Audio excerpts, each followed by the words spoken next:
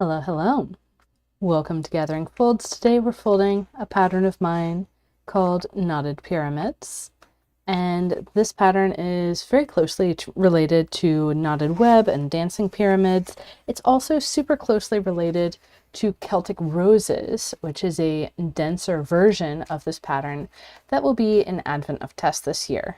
So today we're using 32 grid divisions to fold this more spaced out version of what will fold on 24 divisions during Advent of Tess this year. So we'll start in the center with our triangle twists. And by the way, these patterns are the same on both sides up to mirror reflection. And I'm gonna grab my pens so we can go ahead and get started. The first thing I'll do is find the center of the paper.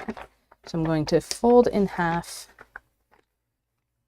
and then fold along a grid line that goes to the corner, and that will identify my center point. And then I will be able to place my first triangle twist. So the thing about this triangle twist is that we're going to have a mountain fold coming down beside the center, and we're going to have a valley fold coming over beside the center. And so these two lines are things that we can reference to the corners of the paper. This is a pattern that folds well on a standard aligned grid. We could say, okay, instead of drawing on the paper, I'm going to come down to this bottom corner and go one spacing over, and that's my mountain fold. By the way, the mountain fold is never alone. It always has a valley next to it, and that valley is going to be one space further out. Likewise, with this valley fold, we can come up to this corner and say my valley fold is going to be one space up from there, and the valley fold is never alone. It always has a mountain one space away. That mountain is one space further. So we can fold that in place. And then we'll also have an additional reference that the third pleat of our closed triangle twist, because those two pleats that I already put in place, the mountain folds meet at a particular point. We're going to use that point to make a three-way intersection of mountain folds, and putting the valley on the rotational asymmetric side, we get a closed triangle twist. This mountain fold is also one space from a corner. And we can press to squash. Now for this pattern, since we do have the same thing on both sides, I'm going to label this side A, and then flipping the paper over, I'm going to label the other side side B. So we'll be able to see that once the twists are in place. Now I have two pleats here that are going around my center point, one pleat that's going off to the corners. It's important to keep track of where the center is, no matter which side of the paper you're on. And I'm going to go one space out on this pleat going around the center and put in another closed triangle twist. So my three-way intersection of mountain folds is one space out. You can see my paper did not like being pulled like that.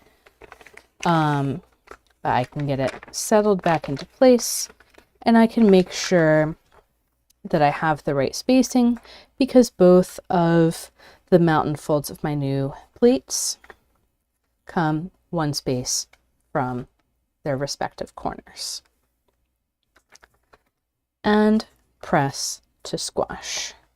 This is a central starting sequence that, if you've been following me for a while, you'll have seen this over and over again.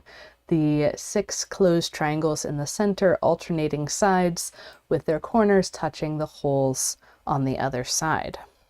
I'm going to do the same thing on this other pleat around the center, setting up my 3-way intersection of mountain folds, 1 space out from the closed hole of the twist on the other side, and press to squash.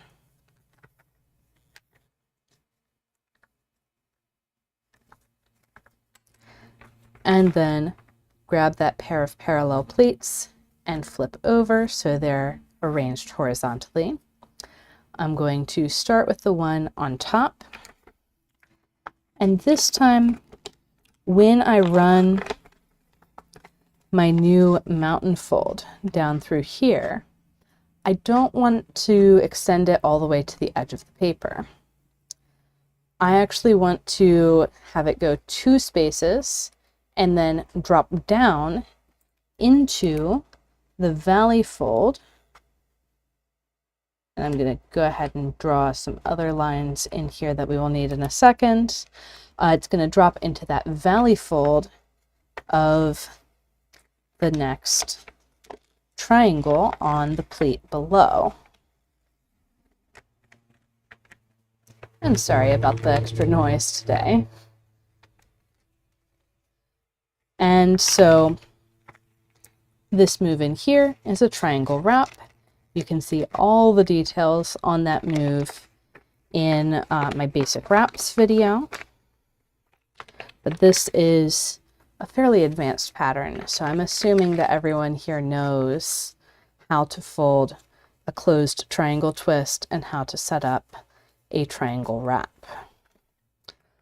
What we're going to focus on in this video is the particular arrangement of triangles and trapezoids and the sequence with which they get put into place. So we've got 3 triangles on this side, we folded 2 triangles on the other side, we have that wrap to take care of yet, and flipping over, I can flip the pleat and squash this triangle twist.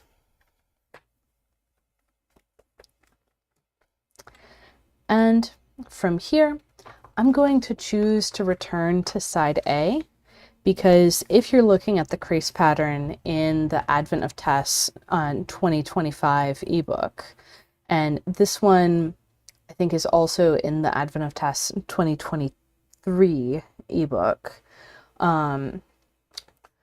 but definitely the 2025, you'll be able to see when you look at that pattern that there's a certain number of grid spacings, namely 2 grid spacings between the valley fold under this triangle in there and the valley fold of the open trapezoid. So 2 spacings between this valley and this valley.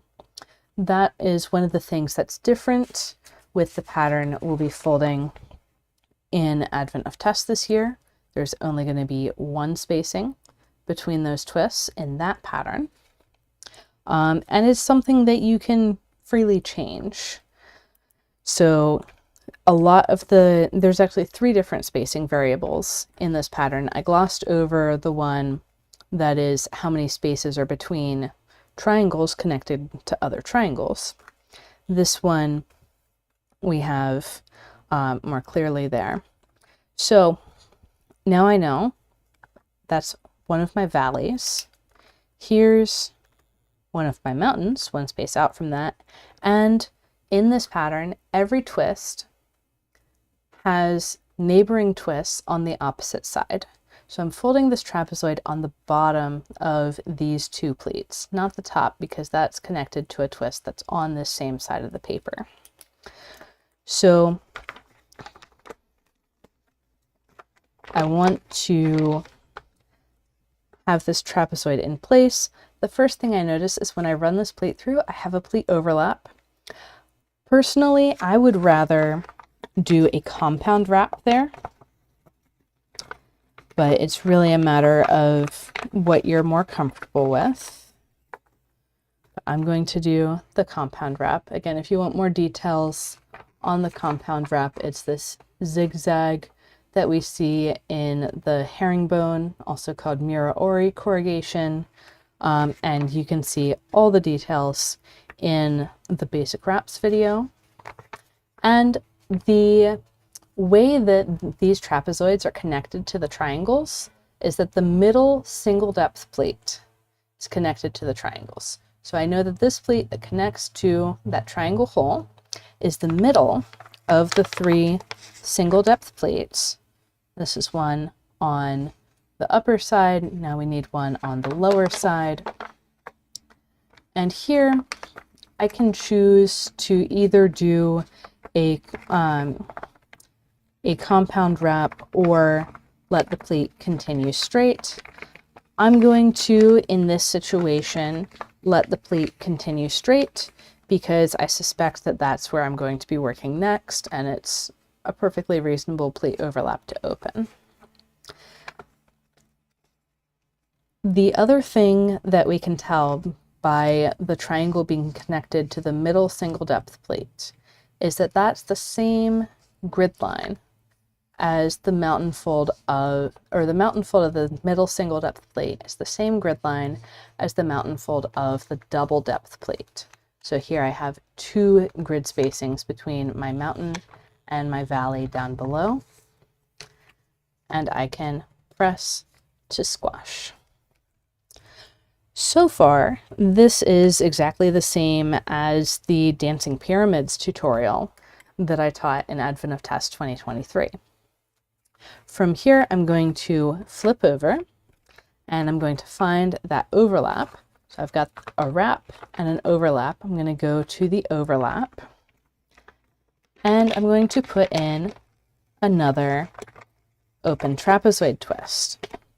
Again, the pleat going to the triangle hole on the other side is the middle single depth plate. For finding the third single depth plate, I'm looking for something like an open hexagon.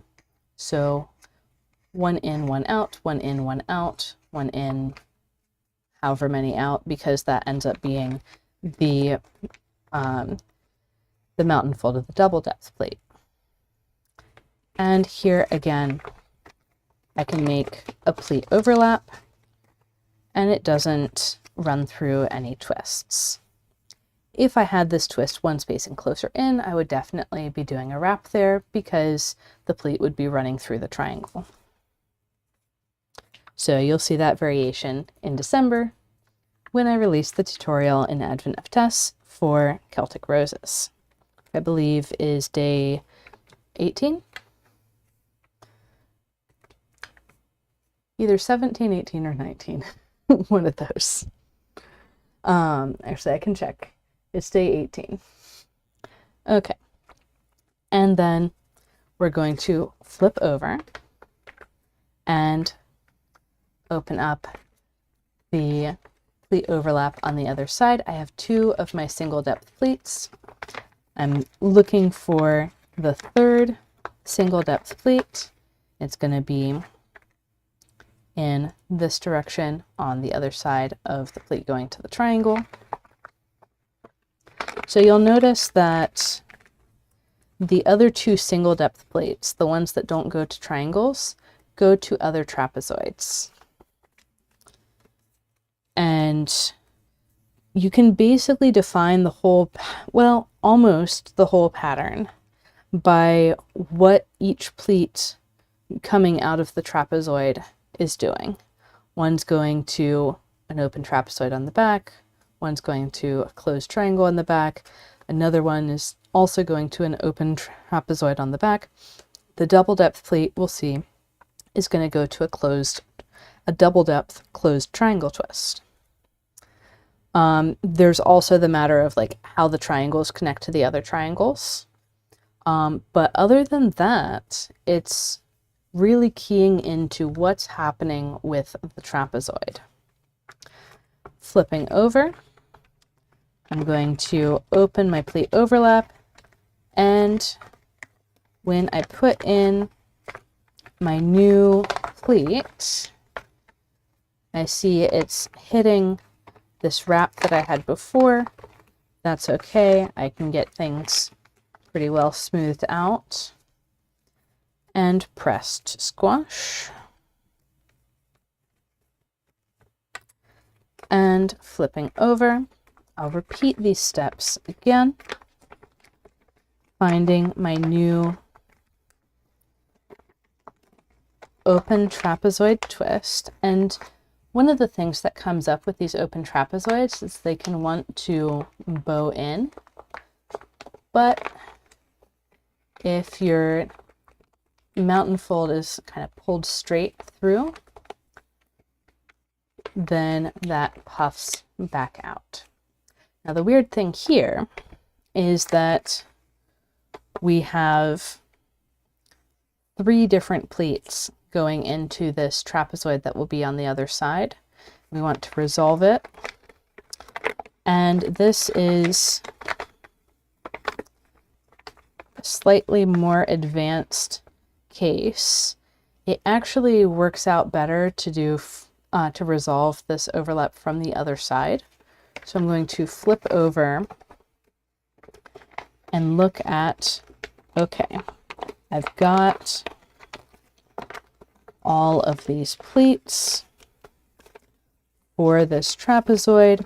I would really like for this point, so the point at the middle of kind of the bow tie of the trapezoid, I would really like that point to drop down, and then I'll have these 2 3-way intersections that, I mean, if you squash them, they would make a triangle twist on top of another triangle twist. I actually have a 3rd 3-way intersection in here, and I have 2 pleats right next to each other that lay down like an accordion. And that is also in, I believe that one is in the advanced wraps video. But definitely you want to be strong on your wraps for Advent of Tess this year. Like the denser version of this guy, I said it's day 18. That means there's a whole week left in Advent of Tess after we reach this point.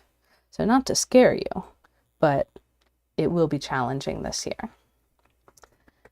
Flipping back to the B side, I'm going to pop up that point in the middle of those wraps again, return my mountain fold of the double depth pleat to the same grid line as the mountain of the middle single depth pleat, and squash my new twist.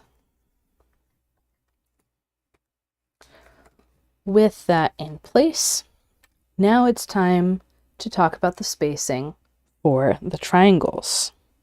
So these triangles can be at a couple different spacings.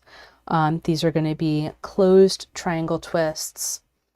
And the thing to notice in the crease pattern is that there are 2 spaces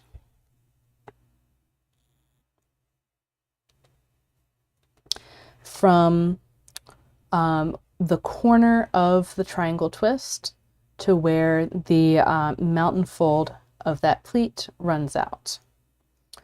And I know I'm not showing you the crease pattern, but basically it means that the valley fold of this triangle is going to hit at the far end of the trapezoid slit. Again, in the Advent of Tess version, this will be all closer together. That valley will hit at the inner end of the slit. So this is going to be a double depth triangle twist because there's 2 grid spacings on this pleat. So there have to be 2 grid spacings on all the other pleats. My intersection of mountain folds is going to be 2 grid spaces out from where the valley fold hits. And I can rotate all of my pleats in place and press to squash.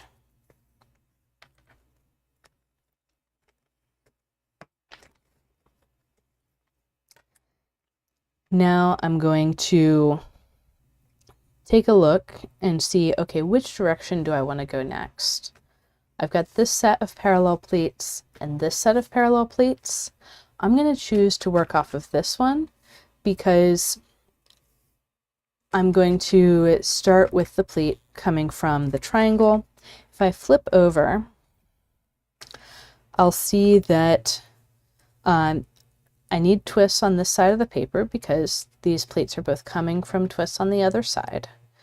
And I'm going to start with this one because it's further from dropping pleats into existing twists. So here I have a double depth pleat. It's going into another copy of a trapezoid. The corner of the trapezoid is coming right to the hole of the triangle twist. This is one of our positions of symmetry in the broader pattern. And that pleat has to be a single depth pleat because we already have a double depth pleat. The mountain fold of the double depth pleat becomes the mountain of the middle single depth pleat. Then I find the third single depth pleat by recognizing my open trapezoid twist and press to squash. So as we're going around here, actually let me bring up the tiling to show exactly what's going on. Oh, this is good. This is exactly the amount of tiling that we'll be folding. So we did our central triangles. We did our central trapezoids. Then we added one big triangle, and we're going to continue by adding kind of a, we're going to add this triangular chunk and this triangular chunk and this triangular chunk, which will end up having a border that is smooth, that doesn't have lumpy bits sticking out. And then we'll add this next chunk of 3 of these big triangles, and the next chunk of 3 of the big triangles, and the next chunk.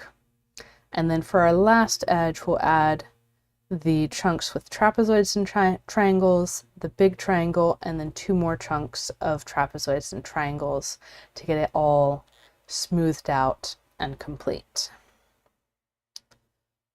So here we are. We've got our big triangle, we've got our trapezoid. We're going to need a triangle on the far side, but let's not worry about that until we have our other trapezoid and the great big triangle. What I'm going to do is set up the great big triangle that's needed on this plate. So valley fold coming to the far end of the trapezoid slit, mountain fold 2 spaces further. And I'm going to open this up and I'm going to set up this triangle as a 3-way intersection. So this pleat is going to have the valley on this side. This pleat I'm going to lay over so that at least that intersection lays down flat. We still have a lot of 3D space in here. Then I'm going to flip over and turn that 3D space into an open trapezoid twist. There will be a pleat overlap up here. We can choose at this point to leave it as a pleat overlap or turn it into a triangle above and triangle below. Kind of up to you. I'll leave it as an overlap for right now. So here I've got the double depth pleat from that triangle that I laid down flat. And that's allowing us to squash our new trapezoid twist.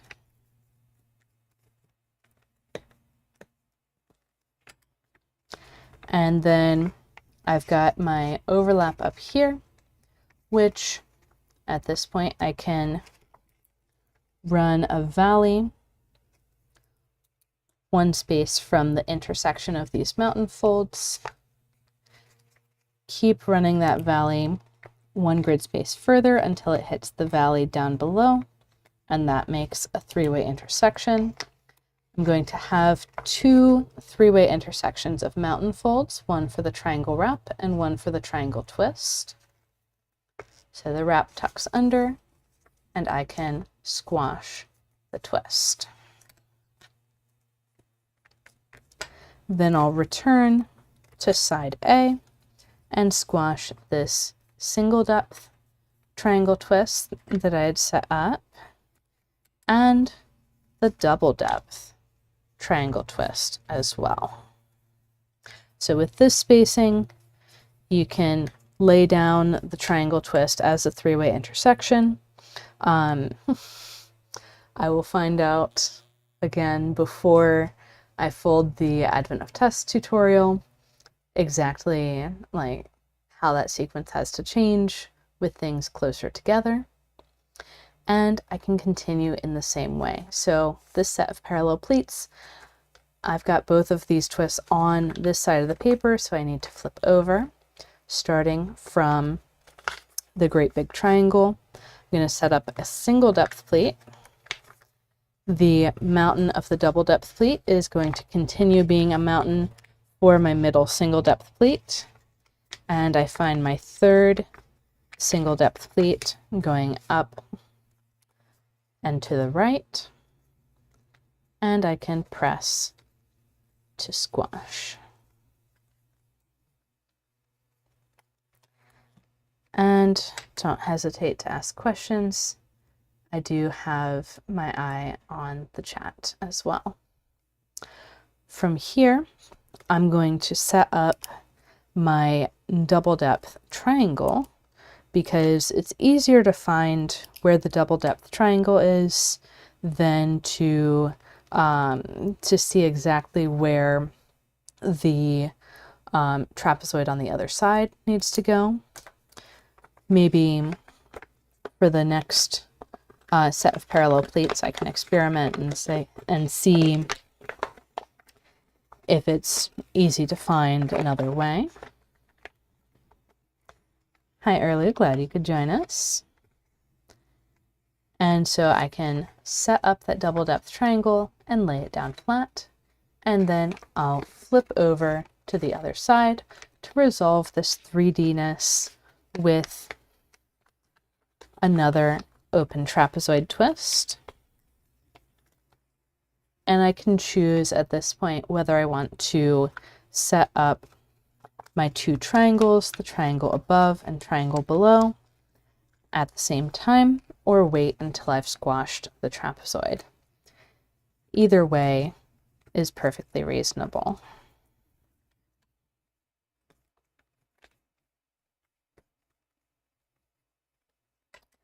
And flipping back over, I can squash these two triangles that were hanging out, waiting to be folded on side B.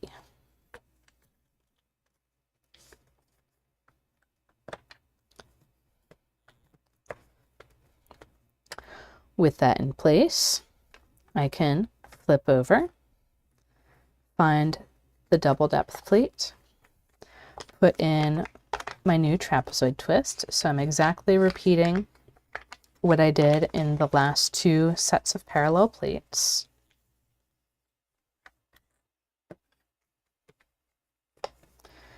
I'm completing the group of trapezoids around the double depth triangle, and then setting up the next double depth triangle as a three-way intersection. So making sure that this is a double depth plate, setting that up as a three-way intersection. It's going to be very 3D in here. I can flip over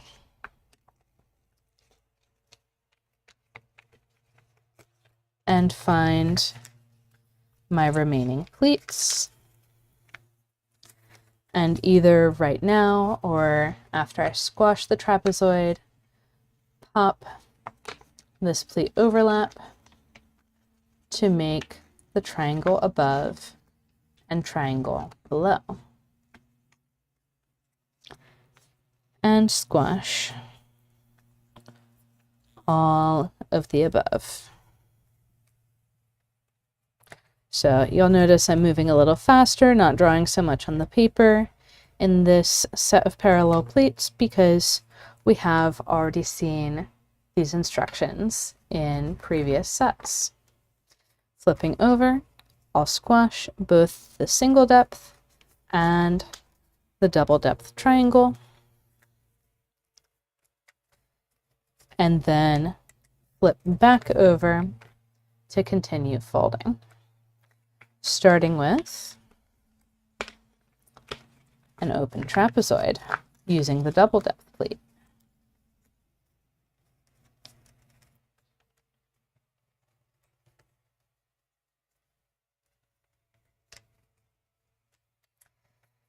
And then setting up the double depth triangle as a three-way intersection.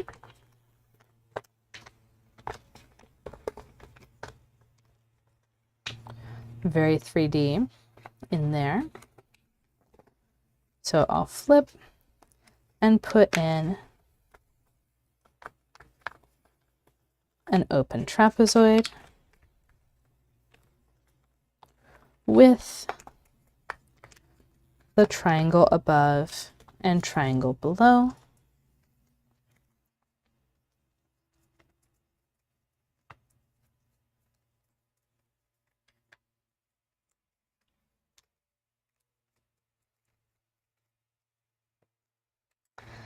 And flip to squash these triangle twists.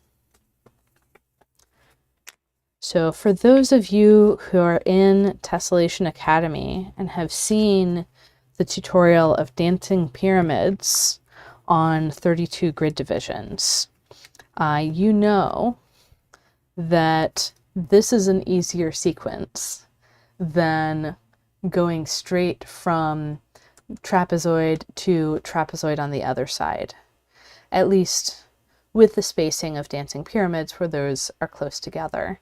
It becomes really tricky to have those loops of 6 trapezoids. But with the double depth closed triangle, this is moving really smoothly along and making things a lot easier for us and creating these neat kind of windmill motifs also. So I just squashed my triangles.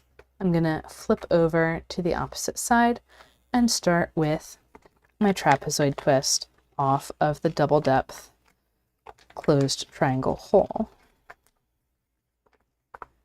So this is a case of adding something to the pattern, adding the double depth triangle twist, and it actually getting easier to fold. So the pattern is technically more complex. There is a third twist position, but it makes the whole thing easier, which is wild. It also aligns the repeats of the pattern with the tiling breaks, which is very convenient. So the repeat here would be these 2 triangles are the same as these 2. And so the next repeat would be out here in the corner. Next up, continuing our sequence, I'm going to set up the double depth closed triangle as a three-way intersection and flip over and use that to make my trapezoid twist.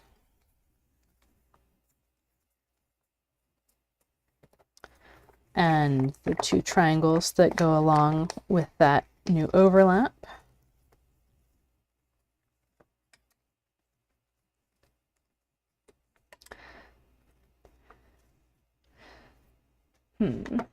Interesting. You might be hearing a little bit of the mower going on. I need to talk to him about maybe not doing that while I'm recording. But the microphone is doing its normal thing and not anything weird. Okay, so I flipped back to side A. I'm squashing those two triangles that had been wrapped.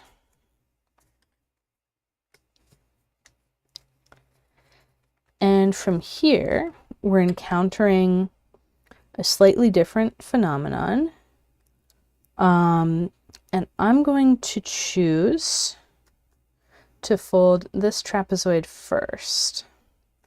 I'm not 100% assured that that's the right decision. So maybe wait and see what happens before you try.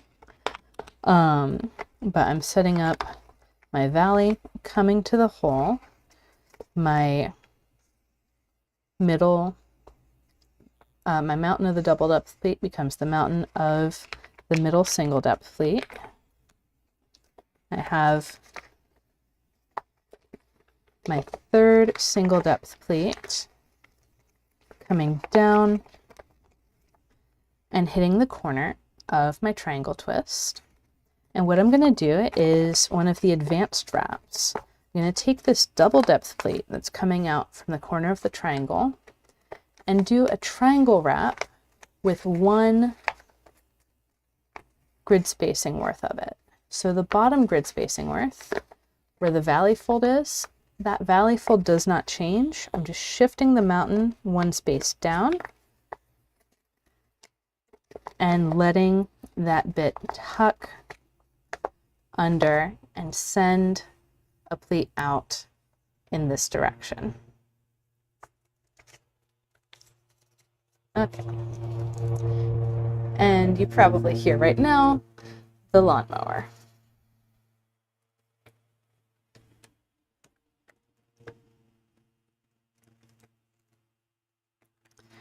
So there's my trapezoid up here. I was able to wrap this trapezoid. That's what I hoped would happen. And I'm going to flip my paper over, open up this mess. Let's see. Okay, so I've got the mountain on this side. That's going to be my middle single depth pleat. This guy needs to open up entirely. So there was a pleat in here that was letting things lay flat. This pleat is no longer needed at all. And actually it's going to move down one grid spacing and the valley is going to flip to the far side. This trapezoid needed a little extra push from behind to open up, but now it's nicely in place. And right here, we have a pleat overlap for those two last triangle twists. And we're seeing it from the other side of the paper. So if we flip over, that's the familiar overlap that we're used to, and we could decide to just use that familiar overlap to find our triangle and triangle wrap. We could have also done that from the other side. It's kind of equivalent. It's more a matter of how you locate all of the references. And flipping over, we can squash our final triangle twist. So that is what's going on with knotted pyramids.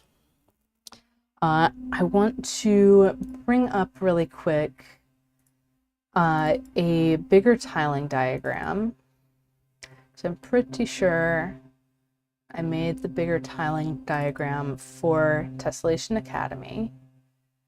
And while that loads, going to, oh, it doesn't have the nice colors. That's too bad. So here's that bigger tiling diagram. And you can see that we got out to here. We got out to where we can see the repeats of the center, but we haven't fully completed the repeats of the center. In the successive, so we got this far. In the successive rings around the center, you're always going to have this thick ring where you have some of these double depth triangles and a whole bunch of the trapezoids and triangles. If you consider the trapezoids around the triangles to be the repeat, so the unit that you're repeating, then you're going to alternate between rings that start the next repeat and rings that complete the next repeat. And then you get further out, you have a ring that starts a repeat, a ring that finishes a repeat. However, if you consider this great big triangle to be one repeat, and for example, you could choose to start this pattern the same way and then keep that double depth triangle on the same side as the trapezoid it's connected to. Creates a pattern that I call Isle of Man. And you can use that as like one repeat of the pattern. So what's going on around one of these great big triangles can be one repeat. That you'll also see one ring starting and the other ring finishing, but it's going to be different rings. So this one is finishing triangular chunks and starting hexagonal chunks. This one is finishing hexagonal chunks and starting triangular chunks. So how many grid spacings you choose to use in the pattern will kind of enforce one viewpoint or the other as the dominant part of the pattern. Like I mentioned earlier, there is some symmetry going on, symmetry points in the great big triangles, and symmetry in the center of the small triangles. You can also, these lines here are saying you can also have mirror symmetry, but then you're going to have a lot of blank space between the twisted areas, which is not what I typically prefer. So that is knotted pyramids, and I hope you all enjoy folding it and take the time to explore, like, okay, what happens if the double depth triangle is on the same side as the trapezoid it's connected to? What happens if I decrease the spacing between the triangles and trapezoids? What happens if I decrease the spacing between the trapezoid and the double depth triangle? These are all great options. Or even what happens if I increase the spacing between these triangle twists in the center? These are all options to be explored. And this particular layout of twists is super flexible with those options because the way that the tiling is put together has a lot of really straight lines that go all the way through. So happy folding, everyone. And I'll see you next week for me folding a brand new pattern with basic twists. The week after, I'll be explaining all of the different twists used in Advent of Tess this year. So make sure to bring a bunch of small grids in 2 weeks if you want to fold a model of each of the, it actually turned out to be 14 different twists used in Advent of Tess this year. Happy folding, and see you next time.